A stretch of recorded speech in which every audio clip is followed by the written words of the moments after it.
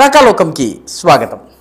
ఈ కంటెంట్ మీకు నచ్చినట్టయితే లైక్ బటన్ని ప్రెస్ చేయండి. పక్కనే ఉన్నటువంటి షేర్ బటన్ని నొక్కడం ద్వారా ఈ కంటెంట్ని మీ బంధుమిత్రులకు పంపవచ్చును. ఆ పక్కనే ఉన్నటువంటి సబ్స్క్రైబ్ బటన్ని నొక్కడం ద్వారా మీరు ఉచితంగా ఎటువంటి ఖర్చు లేకుండా ఈ ఛానల్ సబ్స్క్రైబర్ కావచ్చు. దాని పక్కనే ఉన్న బెల్ ఐకాన్ని నొక్కినట్టయితే మీకు రాకాలోకంలో ఏ అప్డేట్ ఉన్నా సరే నోటిఫికేషన్ రూపంలో తెలియజేయటం జరుగుతుంది. మిత్రులారా, ఎన్నికల నోటిఫికేషన్ వచ్చేసింది. దేశమంతా రాజకీయ వేడి రగులుతోంది.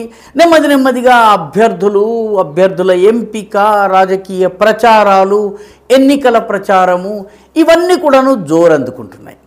దేశమంతా ఇప్పుడు రాజకీయాల గురించి మాట్లాడుతోంది. ఆసక్తికరమైన విషయం ఏంటంటే అందరి దృష్టి ఉత్తరప్రదేశ్ మీద ఉంది. ఎందుకంటే దేశం మొత్తంలో అత్యధిక సంఖ్యలో ఎంపీలను లోకసభకు పంపే రాష్ట్రం ఉత్తరప్రదేశ్. 80 మంది ఎంపీలను పంపుతుంది. కాబట్టి ఉత్తరప్రదేశ్లో ఒక పార్టీ పర్ఫార్మెన్స్ ఏ రకంగా ఉంది అన్నదాని ఆధారంగా ఆ పార్టీ ప్రభుత్వం ఏర్పాటు చేయగలుగుతుందా చేయలేదా అన్నది తేలుతుంది. అందుకనే ఉత్తరప్రదేశ్ ఎన్నికలు చాలా కీలకంగా మారినాయి. అయితే ఉత్తరప్రదేశ్లో నెమ్మదిగా ఈసారి ఎన్నికలు 2024 ఎన్నికల్లో ఒక కొత్త ట్రెండ్ ప్రారంభమవుతోంది. అదేంటంటే ఈ దేశాన్ని దాదాపు 70-75 సంవత్సరాలు శాసించినటువంటి గాంధీ నెహ్రూ కుటుంబం ఏదైతే ఉందో, the official family of this country, ఆ ఫ్యామిలీ నెమ్మదిగా కనుమరుగు కాబోతోంది. సోనియా గాంధీ రాయ్బరేలీ నియోజకవర్గం నుంచి పోటీ చేస్తూ వచ్చేవారు. రాయ్బరేలీ నియోజకవర్గాన్ని వదిలి ఆమె రాజస్థాన్ రూట్గా రాజ్యసభలోకి ప్రవేశించారు. ఇక ఈ ఎన్నికల్లో పరుగులు తీయటం అది ఆరోగ్యరీత్యా సాధ్యం కాదని చెప్పి ఆమె స్పష్టం చేశారు. అయితే వాస్తవం ఏంటంటే రాయ్బరేలీలో కాంగ్రెస్ పట్టు సడలుతోంది. నానాటికి పార్టీ బలహీనపడుతుంది. అమేఠీ వాస్తవానికి కాంగ్రెస్ పార్టీ కంచుకోట. అమేఠీ నియోజకవర్గంలో 2019లో జరిగినటువంటి ఎన్నికల్లో రాహుల్ గాంధీ స్మృతి ఇరానీ చేతిలో ఓడిపారు 42-43 వేల ఓట్ల మెజారిటీతో. ఆ తరువాత ఈ 40-42 వేల ఓట్ల మెజారిటీని తగ్గించటము అంత కష్టం కాదు. కానీ రాహుల్ గాంధీ వయనాడ్ని ఎంచుకున్నారు. సో ఉత్తరప్రదేశ్ నుంచి గాంధీ నెహ్రూ కుటుంబానికి చెందినటువంటి రెండవ ప్రధాన వ్యక్తి బయటకు వెళ్తున్నారు. మూడవ గాంధీ నెహ్రూ కుటుంబము మేనకా గాంధీ, ఆమె కుమారుడైనటువంటి వరుణ్ గాంధీ. వీళ్ళిద్దరు కూడాను నెహ్రూ గాంధీ కుటుంబానికి చెందిన వాళ్ళు. సంజయ్ గాంధీ భార్య మేనకా గాంధీ.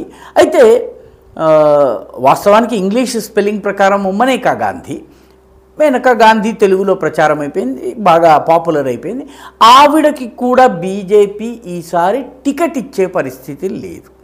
ఆవిడకి కానీ వరుణ్ గాంధీకి కానీ వీళ్ళిద్దరికీ ఎవరికి కూడాను ఈసారి టికెట్ ఇచ్చే అవకాశం లేదు. దీంతో ఉత్తరప్రదేశ్ రాజకీయాలలో గాంధీ నెహ్రూ కుటుంబము దాదాపు కనుమరుగు కాబోతోంది. వీళ్ళకు వేరే పార్టీ నుంచి కూడా టికెట్ వచ్చేటటువంటి అవకాశం లేదు.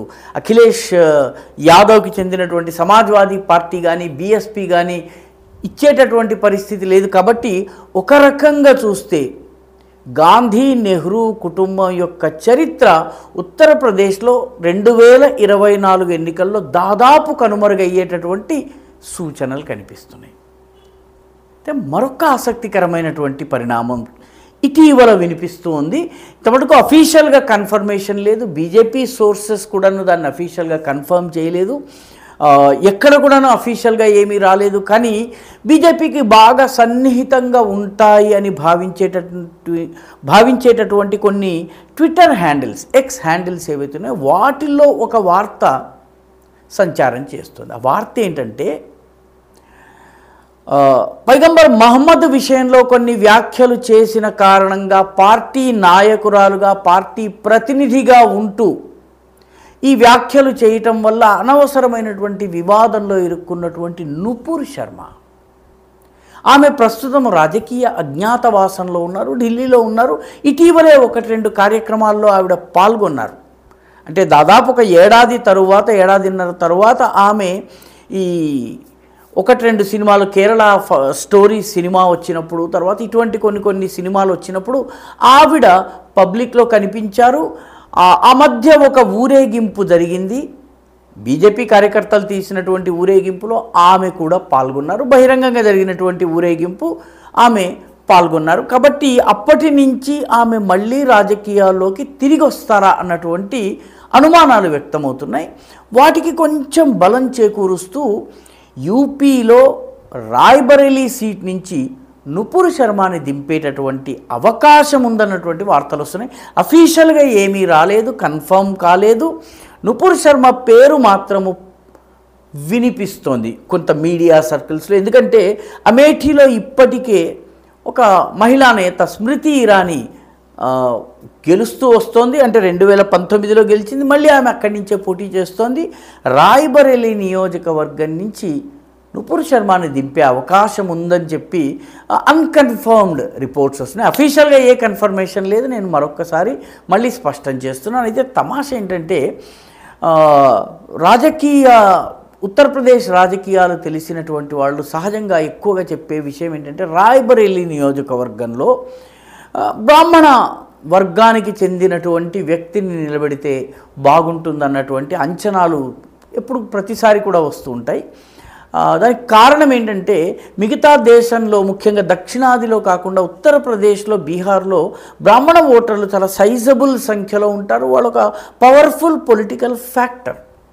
కాబట్టి వాళ్ళ ఓట్లు ఎక్కువగా ఉన్న కారణంగా ఆ సముదాయానికి చెందినటువంటి వ్యక్తులకు టికెట్ ఇచ్చే అవకాశం ఉంది. అందులో భాగంగా నుపుర్ శర్మను రీహాబిలిటేట్ చేసే ప్రయత్నాల్లో భాగంగా ఆమెకు రాయ్బరేలీ నుంచి టికెట్ ఇవ్వవచ్చును అని చెప్పి ట్విట్టర్లో బీజేపీకి సంబంధించినటువంటి వార్తల్ని బాగా ప్రచారం ఇచ్చేటటువంటి కొన్ని హ్యాండిల్స్లో వస్తుంది.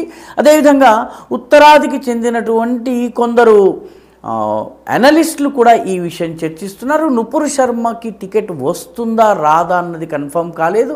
ఆమెకి టికెట్ రాకపోవచ్చును, లేదా ఢిల్లీ అసెంబ్లీ ఎన్నికల్లో ఆమెని ఉపయోగించుకునే అవకాశం ఉందన్నటువంటి వార్తలు కూడా ఉన్నాయి.